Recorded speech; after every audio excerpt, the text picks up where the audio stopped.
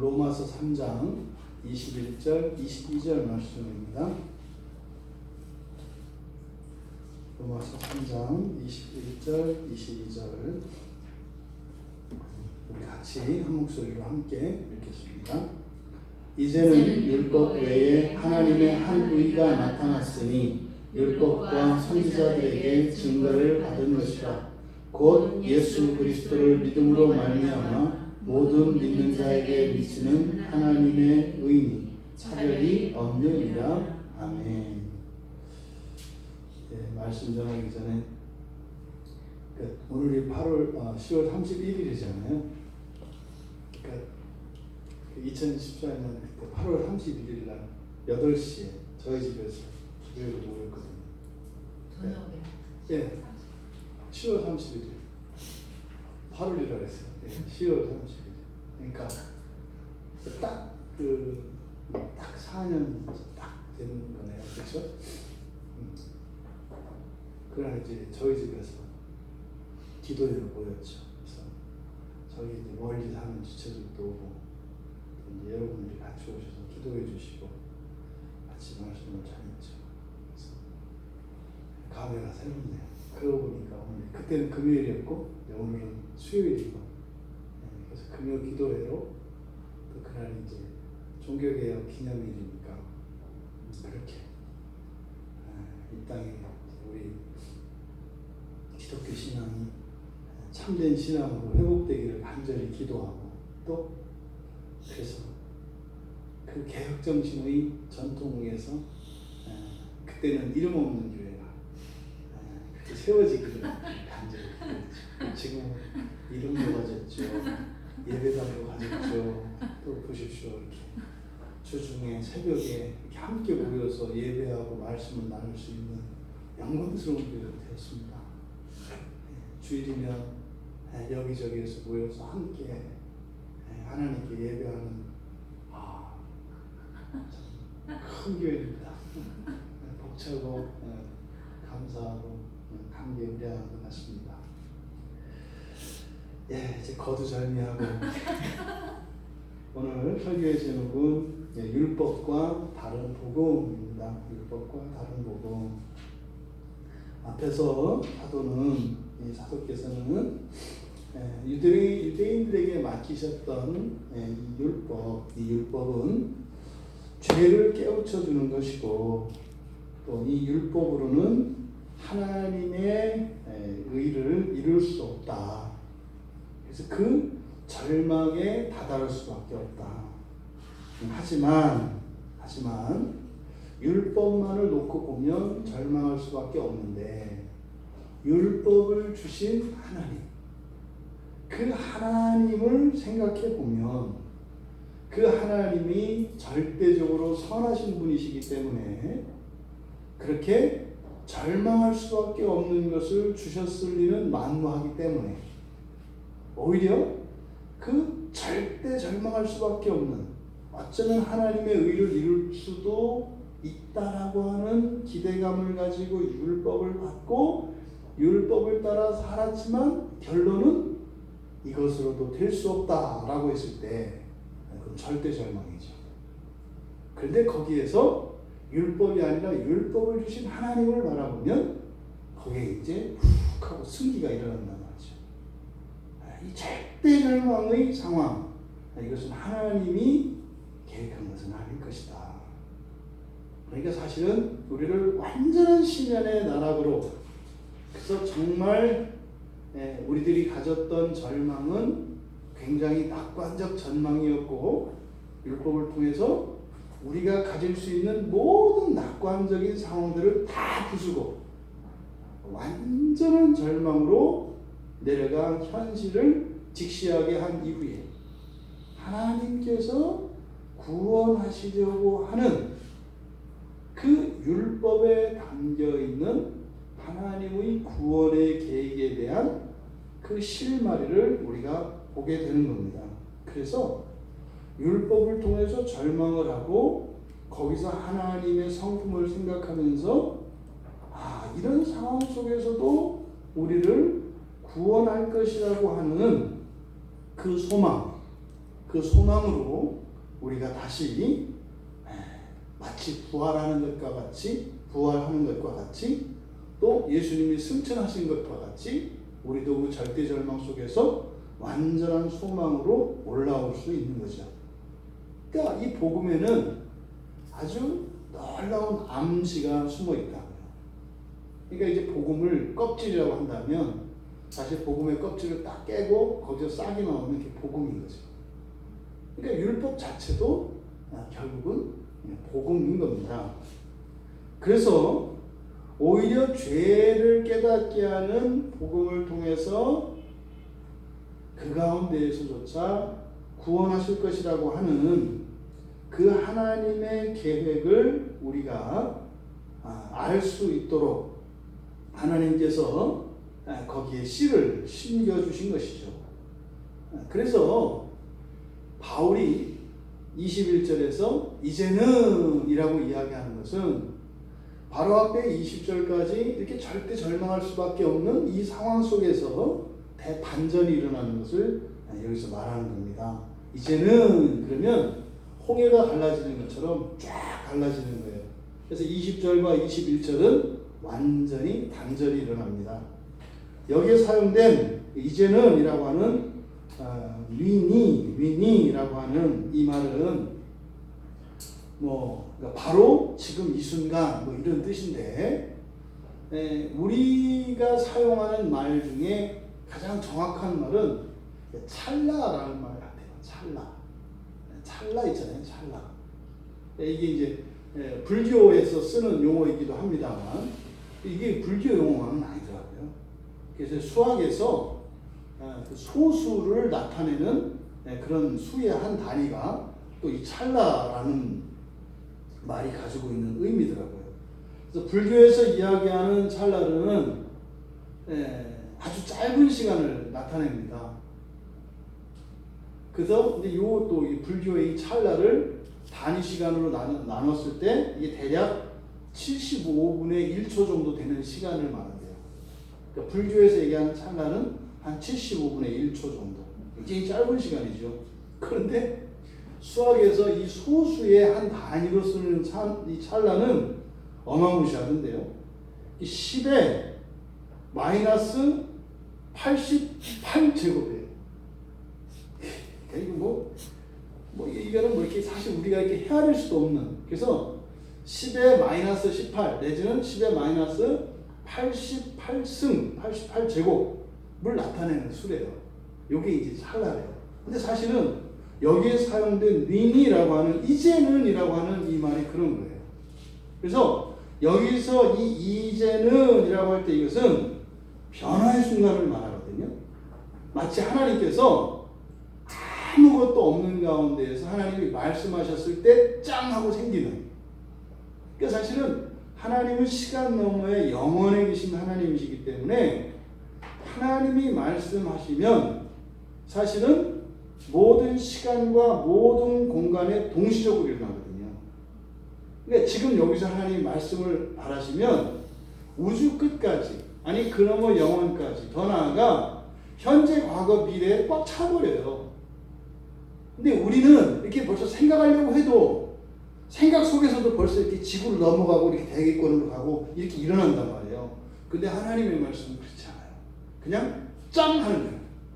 짱. 요게 이제는 그래서 변화의 순간을 나타내는 건데 이 변화는 뭐겠어요? 바로 위에서까지 쭉 열거했던 이런 율법의 한계를 돌파하는 순간이겠고 그러니까요. 율법의 모든 정죄가 벗겨지는 순간이고 그래서 의를 향한 이 갈증 그 하나님의 완전한 의를 덧입고 우리가 이루게 되는 그 구원에 대한 영원한 그 목마름 그 갈증 그것이 완전히 해갈되는 순간을 이야기하는 거예요. 이제는 이라고 하는 이 말 속에는 그러니까 구약의 모든 역사와 아니 창조 이후 타락한 이후에 일어났던 그 궁금증, 그 의문, 그 두려움 그것이 완전히 해소되는 것을 이야기하는 거예요. 이게 이제는이라고 하는 이 말의 의미다. 그러면 그 변화된 시점에 그 변화에 무엇이 있느냐, 이제 그것을 설명하는 것인데, 율법 외에 하나님의 한 의가 나타났다, 이렇게 얘기합니다. 율법 외에 하나님의 한 의. 그러니까요, 이제 이전까지는 사실은 율법 하나에 매달려 있었죠. 그리고 그것만이 유일한 길이었죠. 그래서 그것을 붙들고 있었던 유대인들이 어떤 특권의식, 선민의식을 가지고 있었죠. 왜요? 유일한 길인 그 하나님의 의에 다다를 수 있는 유일한 방편인 율법을 가지고 있었으니까 그런 특권의식이 있었다고요. 하지만 그것으로는 그들이 그 의에 이룰 수 없었고 오히려 그것으로 정죄를 받았죠. 그런데 율법 외에, 무슨 말이에요? 조심할 것은 여러분, 율법 외에 하나님의 또 다른 한 의가 나타났으니까, 그러면 예수 그리스도 외에 또 다른 한 의가 나타나겠다, 이런 건 없어요. 그런 건 없어요.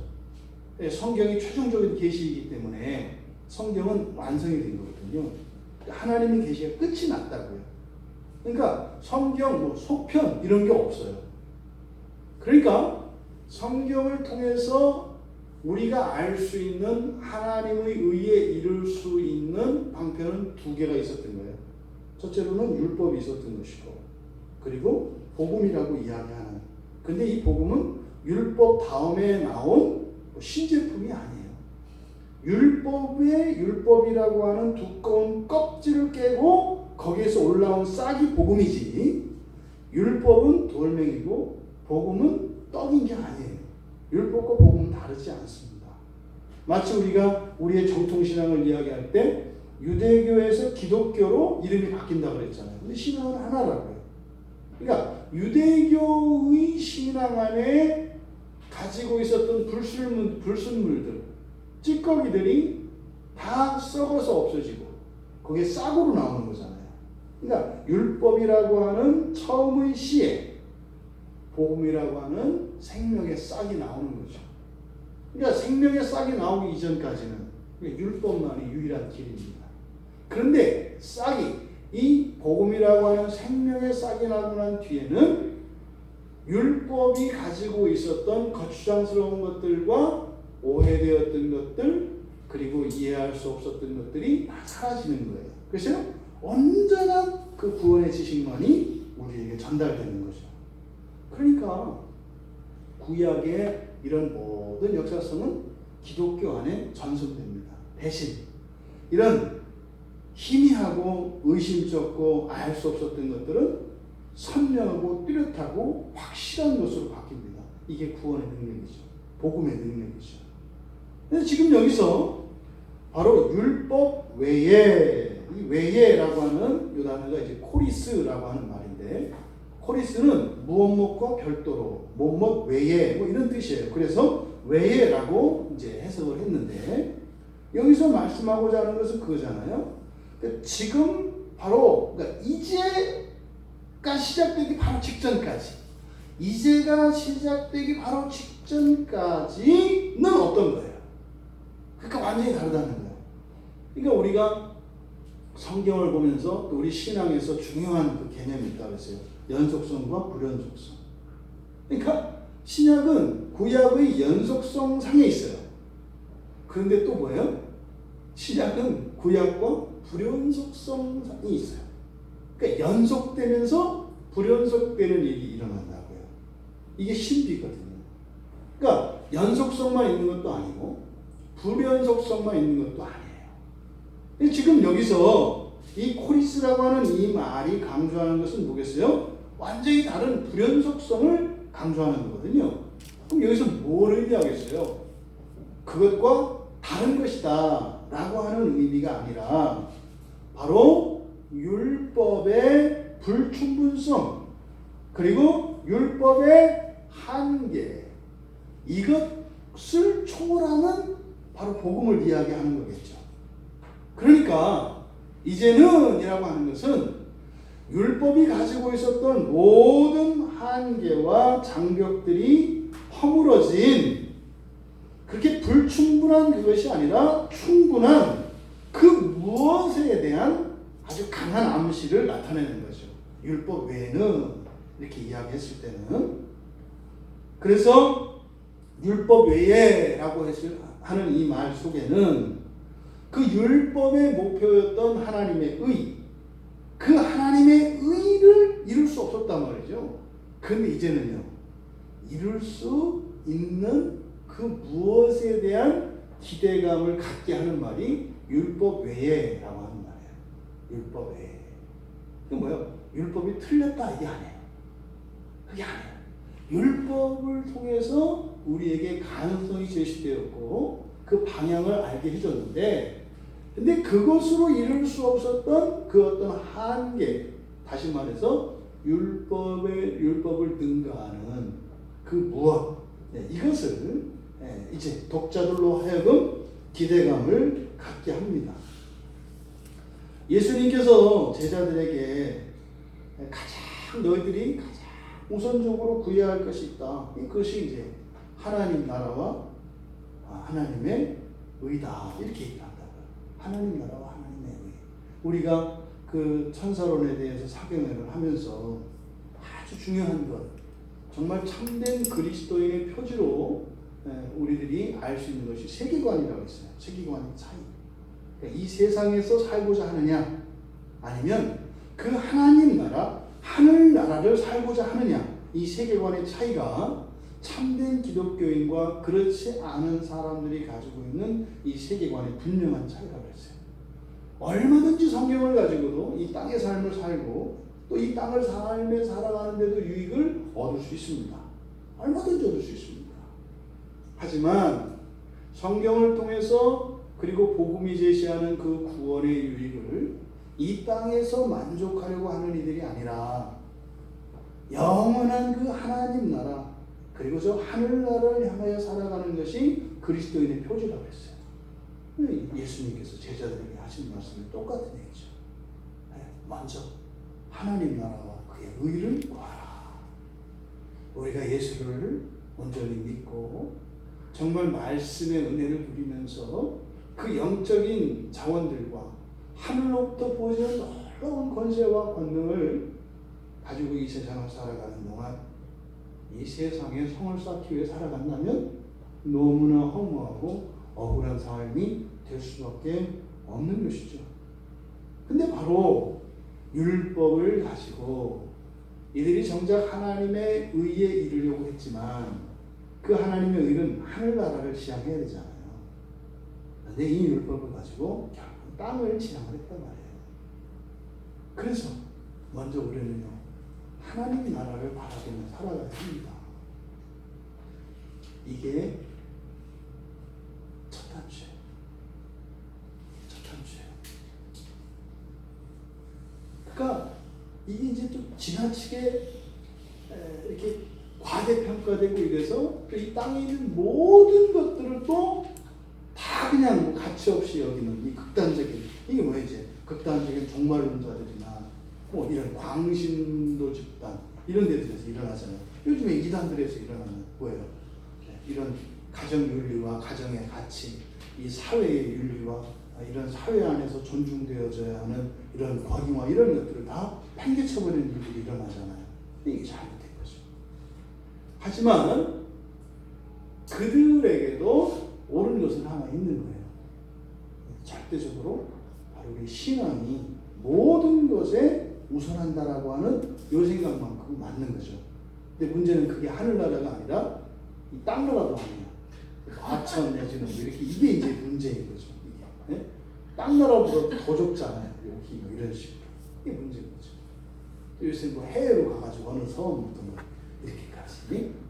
중요한 것은 그 하나님의 의는 하나님 나라를 향하여 이끄는 힘이다라고 하는 것을 우리가 늘 염두에 둬야 합니다. 그래서 율법 외에 보겠어요.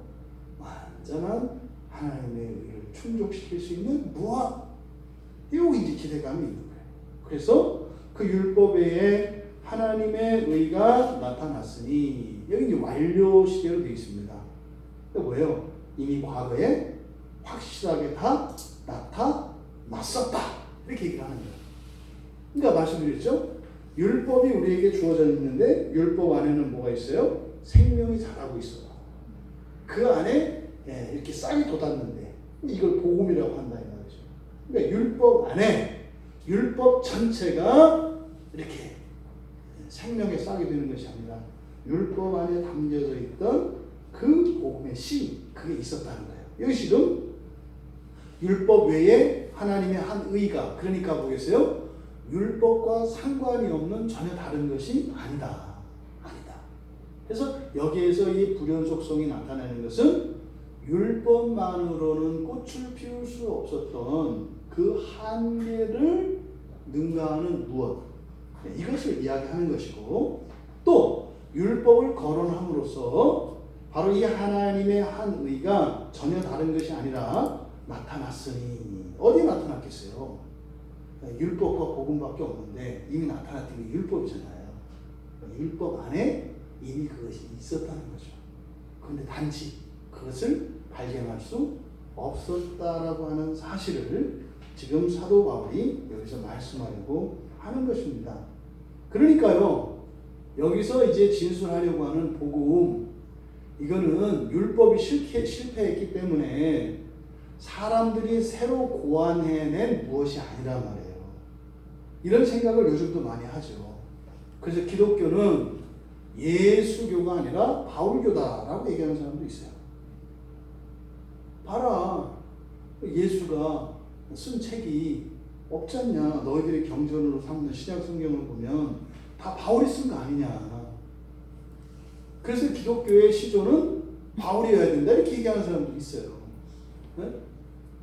그래서 바울이 예수 그리스도를 신격화하고 그 사람을 역사 속에 있었던 어떤 한 사람을 이렇게 신의 반열에 올려놓았지만 실제로 기독교의 교주는 바울이다 이렇게 말하는 사람이 있어요. 그게 이단들이에요. 이단들이 하는 게 뭐예요? 말로는 성경을 이야기하고 말로는 예수 그리스도를 얘기해요. 근데 사실 실권은 누가 가지고 있어요? 내가 가지고 있어요.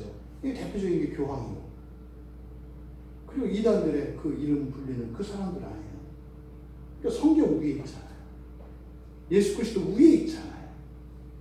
근데 이게 여러분 무슨 신천지 이만이나 교황이나 이런 사람만 거기에 해당돼요? 아시죠? 무슨 얘기죠? 나도 예외가 아니에요. 나도.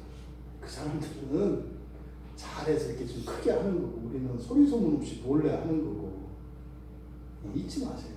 우리 안에도 그게 있어요. 우리 안에도. 그러니까 지금 이 새로 고안됐다라고 하는 이 말은 사실은 우리 안에도 계속 있어요. 그러니까요, 우리 나름대로 살 길을 찾는다고요. 우리 나름대로 이렇게 하나님을 도와드리려고 한다고요. 하나님, 그런 식으로 하면 안 되고 이렇게 가야 되고. 그러니까 얼마나 착해요. 하나님 돕겠다고 하는 거 아니에요. 그러니까 뭐라고 하면 뭐라 그래요? 하나님이면서 내 속마음도 몰라? 뭐 이렇게 가는 거죠. 네? 내 의도가 뭐였는지 몰라? 내가 나 잘 먹고 잘 살자는 게 아니라 나 이렇게 다 욕먹으면서 하나님 돕자고 한 건데 이렇게 사람의 성의를 무시해도 돼? 그 다 고안해낸 거예요. 우리는요, 성경에는 다 하는 거 없어요. 우리가 정말 마음을 써야 되는 것은 뭘 새로운 걸 만들어내는 게 아니에요. 어떻게 해요? 성경 속으로 자꾸 더 들어가는 거예요. 성경 속으로 자꾸 들어가는 거예요. 그러니까 뭐 시대를 따라 유행하는 무슨 뭐 하는 거 뭐 하는 이런 것들은 다 고안해낸 거죠. 끊임없이 사람들이 그 새로 고안해낸 것들을 찾아서 적용하고 실천하다가 끝에 가면 아니네. 그럼 성경으로 와야 되는데 또 새로운 것이 나타나기를 기다려. 동물의 왕국에서 이렇게 누가 오나 이렇게 쳐다보는 것처럼 이 마귀가 오기를 기다리는 것처럼 띄우띄우. 그럼 집으로 와야 되는데 자꾸 또 봐. 또 저긴가 또 이제 막 달려갔다가. 네? 여러분, 더 이상 기독교는 고안해낼 게 없어요. 이 안에 다 있어요. 이 안에. 그러니까 우리는요, 성경 속으로 들어가요. 성경 속으로. 보지 못하는 우리의 눈꺼풀의 비늘 같은 것들을 벗겨내야 되는 것이고, 깨닫지 못하는 우리의 지각이 깨어져야 되는 거고요. 예? 우리의 이런 근시안들이 우주 너머의 영원한 하나님 나라를 볼 수 있는 영적 안목들이 열려야 되는 거죠. 그래서 이미 나타났다. 뭐요? 새로운 거 아니에요. 몰랐던 것 뿐이에요. 여러분들이 성경을 읽고 무엇을 깨달았을 때 지금 깨달은 거 아니에요. 이미 내 안에 심겨진 거예요. 근데 지금에서 쩍하고 갈라져서 이제 지금 본 것 뿐이지. 네? 그것 뿐이지. 그러니까 여러분, 우리가 주님을 배웠을 때 이게 우리였어요? 이게 나였어요? 뭐 이렇게 되는 거죠. 아, 내가 이런 줄 알았으면 좀 더 고상하게 사는 건데, 뭐 이런 거죠. 여러분, 이미 나타났습니다. 하나님의 의는 이미 나타났습니다. 어디에요? 율법 안에요. 율법 안에. 여러분들이 예수님에게 부르심을 받고, 네? 성령의 인도를 따라 처음 교회 나와서 두 손 모아 아무것도 모르며 기도하던 그날, 여러분들의 삶 속에는요, 그게 이미 나타났어요. 나타났어요. 근데 유대인들이 이렇게 방황하고 죄를 짓고 이렇게 떠나가고 했던 것처럼 그런 시행착오는 있었을지 몰라도 이미 완전한 하나님의 의는 하나님의 택함을 받은 백성들에게는 이미 나타났어요. 근데 우리는요, 이 보물 지도를 가지고 이렇게 찾아가는 사람들이 아니죠. 이미 나타난 그것을 우리가 자각하고 깨닫는 것이죠. 지금 여기서 이야기하는 율법과 선지자들, 이거는 이제 구약 성경에 대한 표현이에요. 구약 성경을 이렇게 이야기합니다. 보통 율법 그러면 토라를 나타내는 거고요. 선지자들 이렇게 이야기하면 선지서를 말하는 거예요. 그래서 구약 성경 전체를 이야기할 때 이렇게 은유적으로 이렇게 씁니다. 율법과 선지자들. 그러니까 구약 성경에 증거를 받은 것, 증언한다 이 말이에요. 이미 구약 성경이 그것을 증언하고 있다.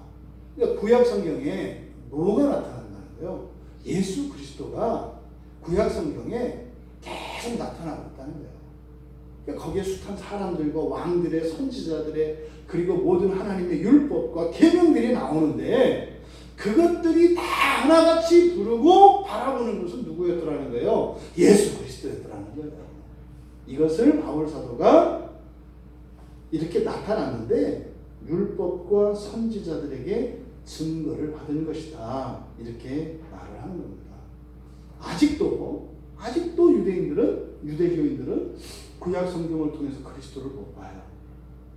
그들은요, 아직도 안 나타났죠. 아직도 나타나지 않았어요. 이거는 우리 그리스도인들도 마찬가지예요.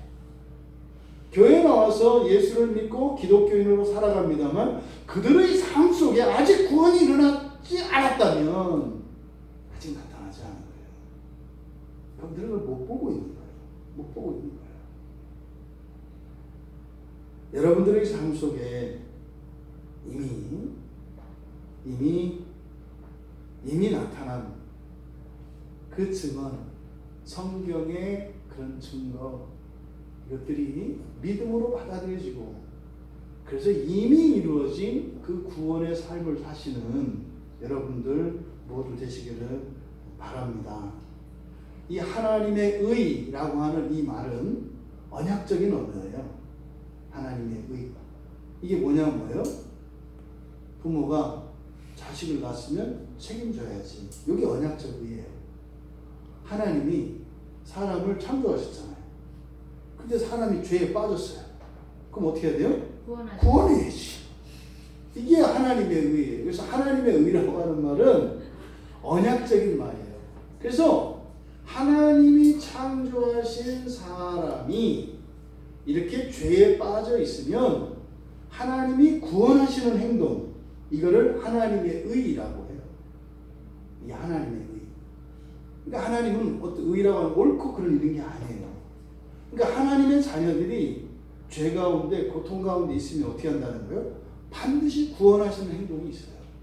반드시 구원하는 행동. 요게 하나님의 의라고 하는 말입니다.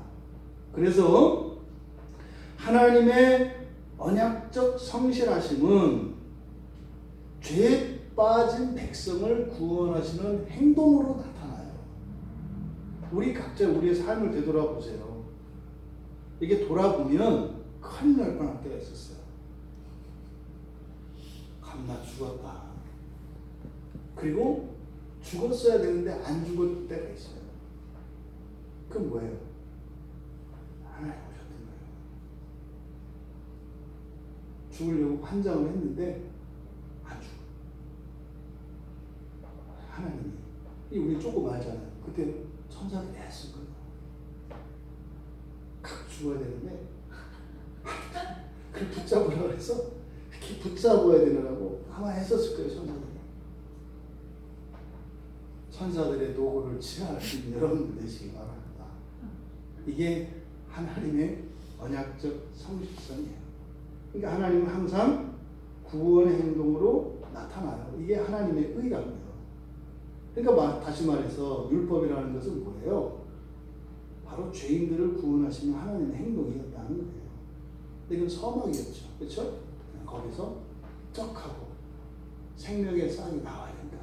바로 그 예수 그리스도시잖아요. 근데 유대인들이 알지 못했던 거죠. 하지만 이제 바울은 알았어요. 이제 그 사실을 알았어요. 바로 그 사실을 여기서 진술하려고 하는 거죠. 이제는 야, 우리가 알 수 있었던 건데 야, 그거 바로 옆에 있었더라. 그걸 몰랐더라. 이제 그 얘기를 하려고 하는 거예요. 근데 뭐라고 이야기해요? 이제 그 의, 바로 완전한 하나님의 의, 이미 오래전에 나타난, 구약 성경에 나타났던, 근데 우리가 보지 못해서 누리지 못했던, 예? 그래가지고 이 세상에 성을 쌓으려고 했고, 예? 그 단단한 호두를 입에 넣고, 그리고 또 뭐, 입에 넣고서 맛을, 그 호두 껍질 맛을 가지고 이야기했던 이 안타까움을 이제는 바울이 해소시켜 주려고 하는 거죠. 그래서 그 완전한 그 의, 이미 나타난 의, 그 의가 무엇인지를 이제 설명을 하는 거예요. 22절에서. 곧 예수 그리스도를 믿음으로 말미암아 모든 믿는 자에게 미치는 하나님의 의니. 엄청난 얘기죠. 야, 우리가 이렇게 요약을 할 수 있으면 진짜 좋은데. 구약 성경의 그 구약 성경에 있는 모든 내용과 유대인들의 그 이스라엘 공동체의 그 실패를 한 문장으로 이렇게 딱 줄이는 거예요. 예수 그리스도를 믿음으로 말미암아 모든 믿는 자에게 미치는 하나님의 의니. 이거는 바울 거 아니에요. 성령이 주신 거예요. 성령께서 이런 말을 하고 나면 바울 스스로도 어떻게 하는 거예요? 감탄하는 거예요. 이야, 이런 거예요, 이런 거. 여러분도 아시잖아요. 예? 그 아리로 여러분도 가끔 어떻게 야, 할 때 있잖아요. 여러분 거 아니요. 성령께서 주시는 거예요, 성령께서. 그럴 때마다 어떻게 돼요? 자신에게 감탄하지 마시고 나에게 이렇게 이런 말과 생각을 하게 하시고 이런 글을 쓰게 하시는 하나님의 영광을 도둑질하지 않고 하나님께 돌려드리는 여러분 되시기 바랍니다. 의의 특성을 가르쳐주고 있어요. 첫 번째 놀라운 얘기예요. 말미암아. 이거는 절대 알 수 없었던 의예요. 하나님의 의는 무슨 의라고요? 말미암는 의예요. 말미암는 의. 여기서 말미암아라고 번역되어진 디아라고 하는 이 전치사는 무엇을 통하여 무엇을 수단으로 하여 또는 무엇 때문에 무엇 덕분에 뭐 이런 의미를 갖는 전치사입니다. 그래서 말미암는 의. 그러니까요, 여러분, 기존에 의에 대한 기본적인 관념이 있어요. 의는 자기 자신의 힘으로 이루는 게 의예요. 무슨 말이에요? 시험을 봤는데 자기가 알고 있는 것으로 자기가 쳐야 그게 자기 거다 이 말이에요. 틀린 말이에요? 맞잖아요. 아니 내 딸 쌍둥이가 우리 학교에 다녀서 아버지가 그 답을 미리 알려줘서 아버지가 알려준 걸 갖고 딸들이 그렇게 하면 그건 걔들 성적이 아닌 거예요. 근데 성경은 뭐라고 하는 거예요? 걔들 거라는데. 이 걔들 거라는 거예요. 지금 말미암는 의가. 지금 난리인데 그래서 뭐 옛날 것까지 뒤지자 막 이렇게 얘기하는데 성경은 그게 맞다고 얘기하는 거예요. 의라는 게. 이게 뭔 얘기래? 이게 뭔 얘기래?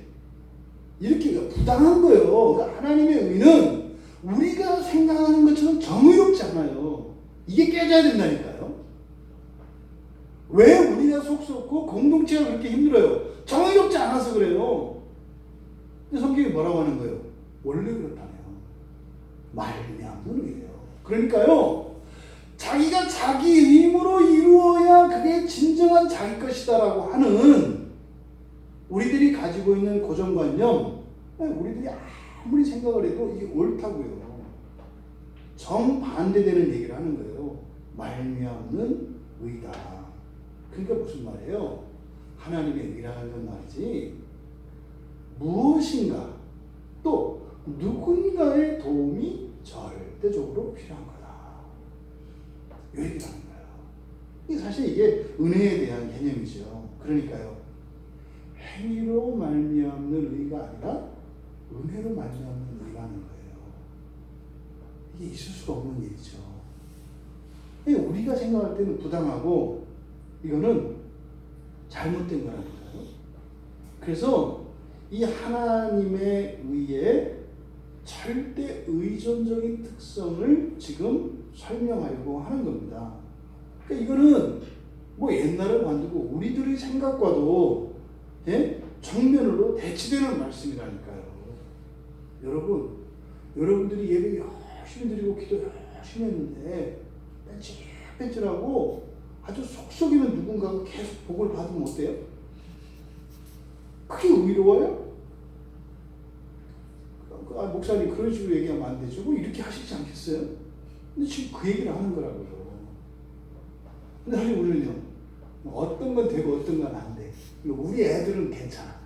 우리 애들은 내가 이렇게 한 것 때문에 복 받고 잘 되면 괜찮아. 근데 너무 얘는 안 돼. 이게 있단 말이에요. 그러니까 사실은 우리 안에 있어요. 뭐가 이렇게 말미암는 의라고 하는 이 개념이 여러분 안에 있었던 거예요. 맞네. 내가 죽어도 억울하지 않고 오히려 더 죽으려고 하는 그게 있네. 이게 하나님의 의라는 거예요. 네?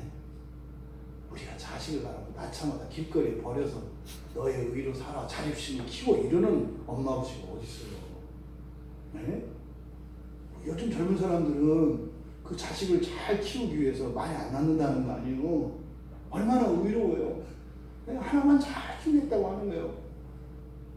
거짓말이죠, 그죠? 맨날 지들끼리만 놀고 다니더라. 맨날 시험을 뭐 이렇게 외과에 맞춰놓고 이게 의의 관념이 없는 거지. 이런 사람들.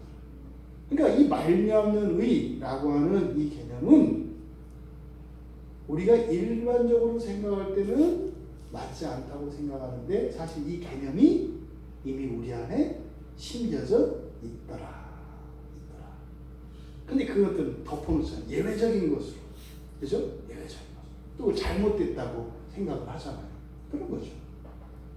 그러니까 이거는 사실은 유대인들 뿐만 아니라 모든 사람들의 생각에 자기 공로나 노력 없이 얻는 어떤 그 결과는 불의한 것이고 부정한 것이라는 생각이 이게 정상이에요.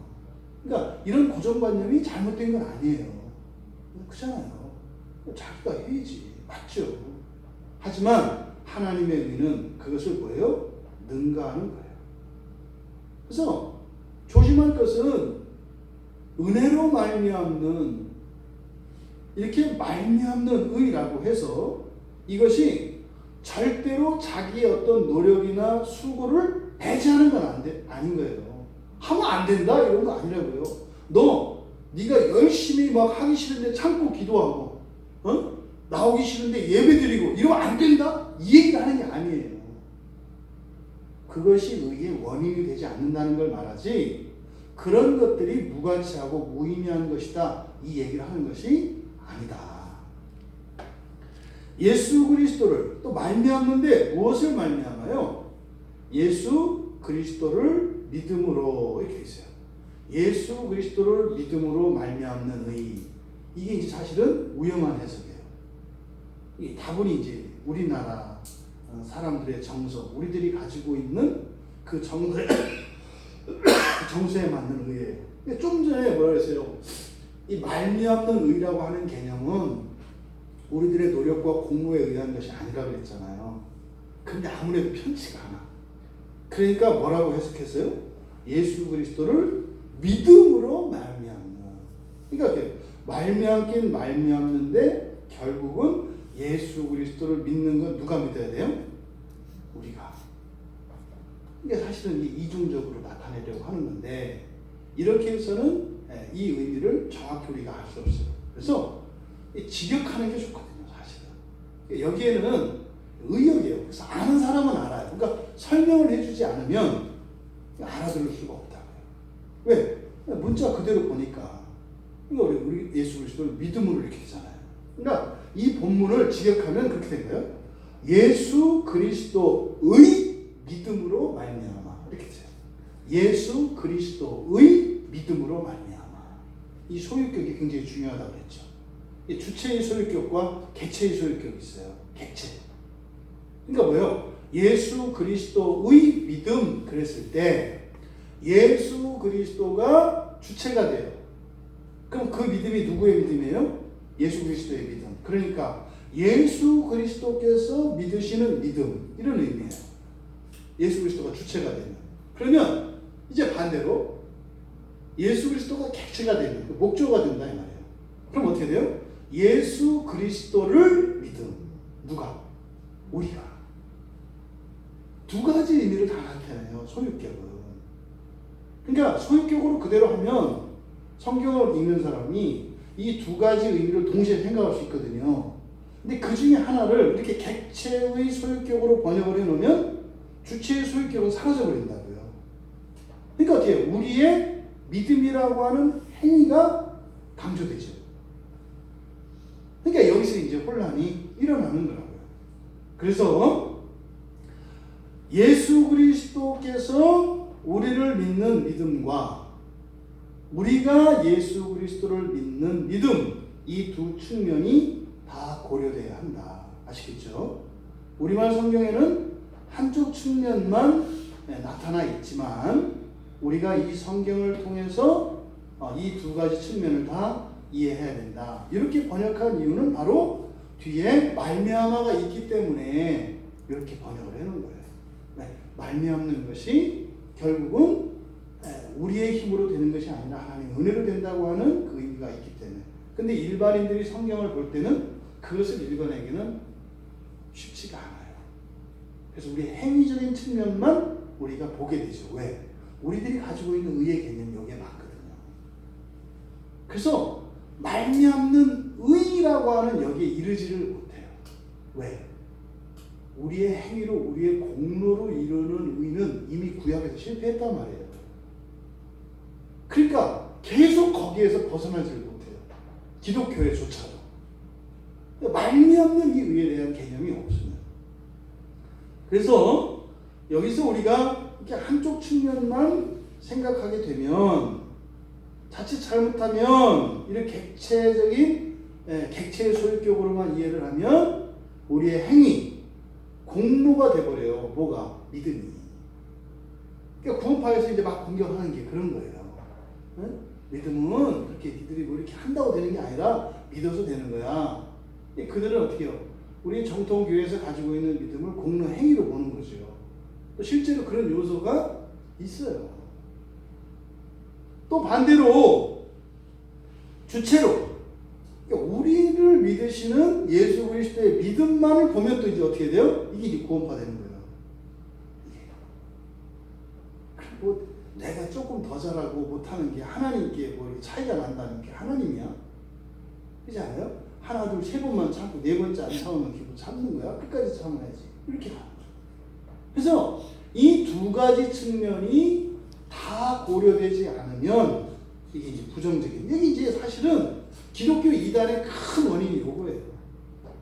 그냥 행위 공로주의로 가려고 하는. 또 뭐예요? 그냥 하나님이 알아서 하는. 또 완전히 수동적인 이런 믿음의 형태로 가버리죠. 그래서 어느 한쪽으로는 우리의 이런 행위 공로에 의해서 구원이 왔다 갔다 하는. 또 다른 한편에서는 완전히 수동적이고 운명론적인 이런 잘못된 이런 구원이 또 이제 기독교 역사 안에 있었습니다.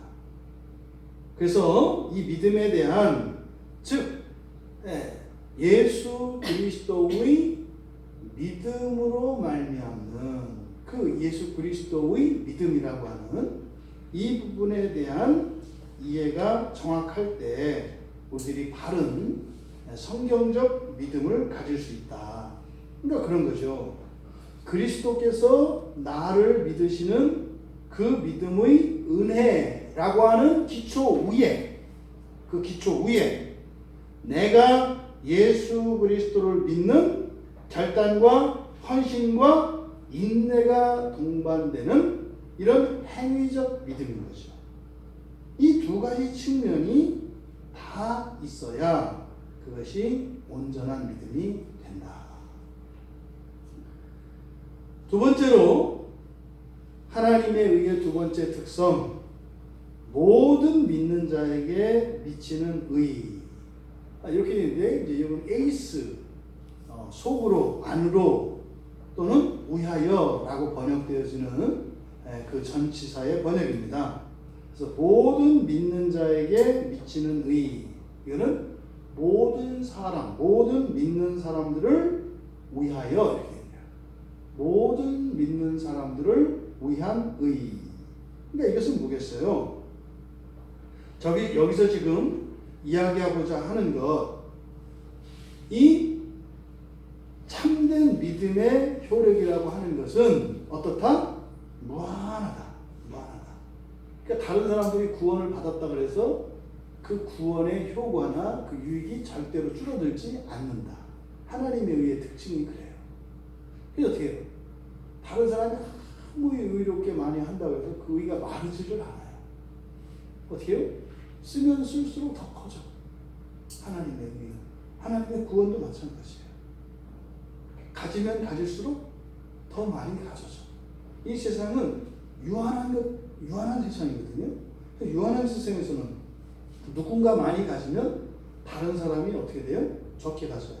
근데 무한한 세계 속에서는요. 누군가가 많이 가지면 우리가 더 많이 갖게 되는 거예요. 내가 더 많이 가지면 다른 사람도 많이 가지게 돼요. 이게 무한세계 안에서 일어나는 원리죠. 그러니까 유한세계와 무한세계의 원리 자체가 달라요. 그러니까 말씀드렸잖아요. 하나님 나라를 살아가는 사람과 세상 나라를 완전히 달라요. 삶의 방식이. 그러니까 삶의 방식은 이렇게 해야 된다 이게 아니에요. 원리가 다르기 때문에. 원리가 다르기 때문에. 퍼주는데 넘쳐나는. 네? 가지고 있어야 많아지는 게 유한 세상의 원리인데 무한 세상에서 우리는 더 내야 많아지는 거예요. 정반대예요. 이렇게 합의될 수 있는 그런 지점이 있는 게 아니에요. 모든 믿는 자에게 미치는 의. 그러니까 이것은 또한 하나님의 의도와 의지를 보여주세요. 그러니까 과거에 유대인들이 이거 우리 거야 했던 게 얼마나 웃기냐. 율법을 이스라엘 사람들에게 주셨을 때는 사실은 누구를 향한 거라고요? 모든 사람들, 모든 인류를 향하여 주어주신 것이라고요. 근데 그거를요, 꼭 붙들었잖아요. 그래서 이스라엘 공동체가 폐쇄적인 공동체가 됐잖아요. 그러니까 우리가 경륜을 이야기할 때 제2경륜은 성 쌓고 이 안에서 잘 사는 거고 이방이나 더러운 것들은 퍼내고 우리끼리 잘 사는 거라고 그랬잖아요. 그런데 바로 하나님의 의에는 이런 보편성이 있어요. 오늘날 교회를 보십시오. 그러니까 교회는 사실은 뭐예요? 열려 있는 거예요. 완전히 열려 있는 거예요. 모두에게. 왜?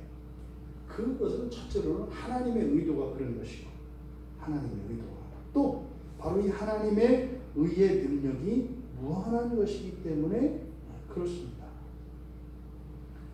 그러니까 종종 우리들이 그 하나님의 구원에 대해서, 하나님의 의에 대해서 이렇게 의문을 품는 그런 일들이 종종 일어나잖아요. 뭐 그런 거, 뭐 신사임당, 이순신장 뭐 이런 얘기, 권율장 뭐 이런 얘기, 뭐 김유신이 구원받았냐 안 받았냐, 세종대왕이 이런 거, 왜 하나님은 차별하냐? 우리나라는 왜 그때 복음이 들어왔냐? 더 옛날에 안 들어오고. 그거 뭐겠어요? 여러분들은 그 답을 내리실 수 있어야 돼요. 하나님의 의도는요, 이스라엘에게, 아브라함에게 이렇게 언약의 약속을 주시고 또 모세를 통해서 율법을 주시고 했을 때 그 하나님의 의도는 어디에 있었다는 거예요? 모두의 구원에 있었다는 거예요. 모두에. 시간적으로, 공간적으로 왜 제약을 받고 이런 차별이 일어나요? 영적 전쟁이라고 일어나는 거예요. 그런 거잖아요. 아니 왜 그런데? 동시에 그냥 짱 해버리지. 이 창조의 경륜을 이해하지 못하면 그걸 알 수 없다. 왜요? 우리의 자유의지는 하나님이 건드는 순간 자유의지가 침해되잖아요. 건들면 안 된다고요. 그래서 마치 버려두는 것과 같이 시간과 역사 속에서 우리를 버려두시죠. 이렇게 그냥 보고 계시죠. 근데 그냥 보고 계시는 게 아니라 어떻게 해요? 우리의 힘이 되어주셔서 천사들을 보내주시고 우리 안에서 성령이 내주하시면서 절대적인 보증이 되어주시고 이렇게 해오시는 거죠. 그러니까 절대로 하나님께서 누구를 차별하거나 그러지 않아요. 그래서 바로 이 복음이라고 하는 것은 보편적인 것입니다. 뒤에 지금 이제 그래서 어떻게 해요? 그렇게 구원하시는 그 하나님의 구원에 대해서 부당하다, 차별한다 라고 하는 이런 잘못된 질문들을 여기서 그냥 딱 막아버리는 거예요. 모든 믿는 자에게 미치는, 다시 말해서 모든 믿는 자를 위한 하나님의 의다라고 하는 말이, 우리말 성경에는 이게 좀 애매하게 22절 하반절에 그렇게 되어 있어요. 모든 믿는 자에게 미치는 하나님의 의인이 차별이 없느니라. 이 뒤에 차별이 없느니라 라고 하는 것은 여기 이제 접속사가 또 빠져 있어서 그래요. 왜냐하면 그러니까 22절에서 진술한 하나님의 의의 특성을 이야기하고 그것의 이유를 맨 뒤에 차별이 없기 때문이다 이렇게 말씀을 한 거예요. 차별이 없다. 여러분, 우리가 거룩하다라고 하는 이 거룩하면은 구별된다고 그랬어요. 그렇죠? 하나님의 것과 하나님의 것이 아닌 거, 이게 구별된다 그래요. 여기에 사용된 이 차별이 없다, 차별이 없기 때문이다. 다시 말해서 앞에서 진술한 이 하나님의 의의 특성들, 이런 특성이 왜 이러냐면 말이지, 이해할 수 없는 거니까 사도 바울이 그 이유를 설명해 주는 거야. 왜 하나님의 의가 이러냐면 말이지, 왜냐하면 이렇게, 왜냐하면 그러면 누구나 믿기만 하면 그냥 완전한 의의 효과가 그대로 그 사람에게 적용이 된다는 거예요. 근데 이게 이제 우리들에게는 이해할 수 없는 거라고요. 그래서 사도 바울이 설명을 하는 거죠. 이해할 수 없으면 우리가 안 믿습니다. 그냥 거부하지는 않지만 그 믿지는 않아요. 그런 사람들이 뭐예요? 그냥 왔다 갔다 하는 사람들이에요. 너 안 믿어? 아니. 믿어? 가만히 있는다. 이런 사람들이 지금 수없이 교회에 오는 거예요. 왜요? 이해할 수 없으니까. 왜? 자, 이해되는 것만 믿는 사람들이 있거든요. 근데 이거는요, 성경에 항상 이해시키진 않는다고 했죠. 믿음으로 그냥 선포한다고 했잖아요. 그런데 또 이해를 해서 될 수 있는 거는 또 이해를 시켜요. 이해를 시켜도 안 되는 건 이해를 안 시켜요. 근데 이해를 하면 믿을 수 있는 것에 대해서 설명을 한다고요. 이게 지금 여기서 사도 바울이 설명을 하는 거 보니까 이거는 이해하면 되는 거예요. 그러니까 뭐예요? 하나님의 의를 못 믿는 것은 뭐가 관계되어 있어요? 지식과 관계되어 있어요. 그러니까 우리의 지성을 바꾸시는 일이 반드시 일어나요.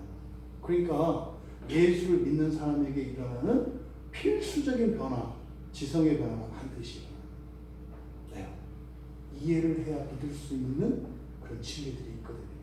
근데 그 진리가 바로 차별이 없기 때문입니다. 그래서 끝에 그렇게 되어 있는 거예요.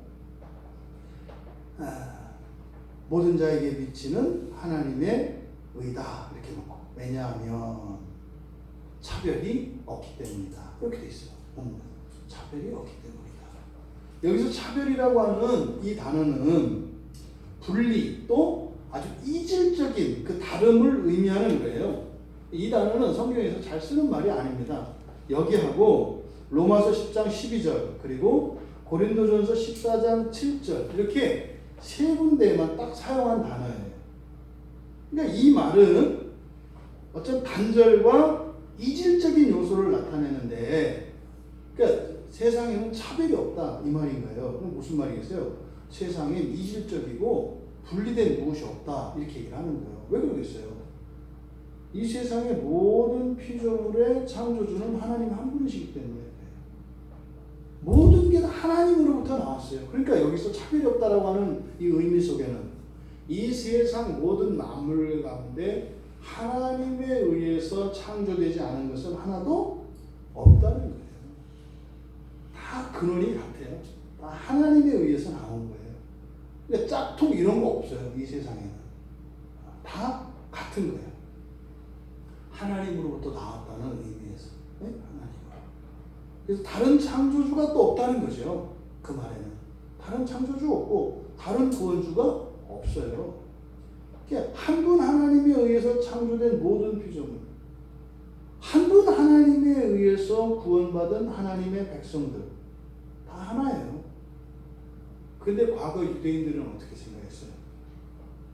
우리와 너희로 나눴다고요. 우리와 너희로. 그러니까요. 그런 거 없다는 거예요. 이것은 유대인들에게만 적용되는 게 아니죠. 그래서 하나님의 의에는 어떤 특권의식이나 우월의식 같은 게 있을 수가 없어요. 이거를 고스란히 우리들에게 적용해 보십시오. 기독교 안에 어느 교단이 더 우월하거나 또 어느 교단이 더 못하거나 또 그 밑바탕은 뭐예요? 신학이죠. 어떤 신학이나 주의가 더 탁월하거나 더 열등하거나 이런 거 없다 이 말이에요. 사도는 거기에 대해서 명확하게 금을 긋는 거예요. 그런 거 없다. 그래서요, 누가 누구보다 더 낫다고 말하지 마라. 누가 누구보다 더 못하다고 말하지 마라. 단지 진도의 차이인 거죠. 성장의 그 차이인 것 뿐이에요. 그러니까 아니 아침밥이 저녁밥한테 니들 참 우습다 이렇게 얘기해요? 제대로 된 밥이 서른밥한테 뭐라고 하는 거지. 아니 아침밥이 먼저 밥 지어지고 저녁밥은 저녁에 밥 지어졌다 그래서 아침에 먹힌 밥이 저녁에 먹힌 밥보다 더 나아요? 그 밥이 그 밥이지. 절대 우리는 서로를 판단하거나 비방하고 그럴 수 없습니다. 이 야고보가 형제를 판단하고 비방하는 것을 엄격하게 금하죠. 4장 야고보서 4장 11절에서 사도 바울도 고린도전서 4장 5절에서 이렇게 얘기를 해요. 그러므로 때가 이르기 전 곧 주께서 오시기까지 아무것도 판단하지 마라. 그가 어두움에 감추인 것들을 드러내고 마음의 뜻을 다 나타내실 거다. 우리는 어둠에 감추인 거 몰라요. 네? 늦게 된 자가, 나중된 자가 먼저 된다는 사실 우리 모른다고요.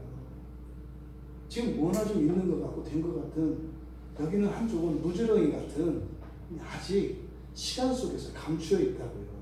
그 뒤에 뭔지 몰라요. 그러니까 절대로 우리는 무엇을 판단할 수 없습니다. 마지막 때에 뭐라고 얘기하시냐면 그렇게 어둠에 감추인 것들을 다 드러내시고 그리고 마음의 뜻을 나타내실 거예요. 그래서 뭐라고 그러냐면 그때에 각 사람에게 하나님으로부터 칭찬이 있으리래요. 여러분, 하나님께 칭찬받는 누구를 우리가 정죄할 수 있어요? 그럼 그 순간 어떻게 돼요? 하나님보다 우리가 수준이 높아져요. 그럴 수 없잖아요. 여러분, 항상 감추어진 하나님의 신비를 늘 염두에 두어야 합니다.